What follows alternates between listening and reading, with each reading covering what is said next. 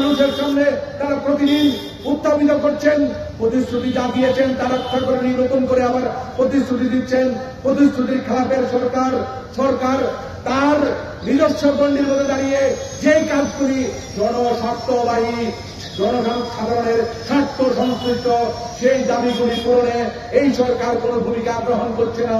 আমরা লক্ষ্য করছি রাজ্যে বামফ্রন্ট সরকার যখন ছিল সেই সময় থেকেই খিলপাড়ায় সিএনজির মাদার স্টেশন তৈরির কাজ শুরু হয়েছে। আজকে প্রায় 2-2.5-3 বছর হয়েছে গোটা স্টেশনটি নির্মিত হয়ে পড়ে রয়েছে, চালু হচ্ছে না। প্রতিদিন গাড়ি বাড়ছে, সিএনজি অটো বাড়ছে, সিএনজির গাড়ি বাড়ছে, কিন্তু যেই উদয়পুরে গাড়ির সংখ্যা যা বেড়েছে সেই পরিমাণে সিএনজি স্টেশন নেই।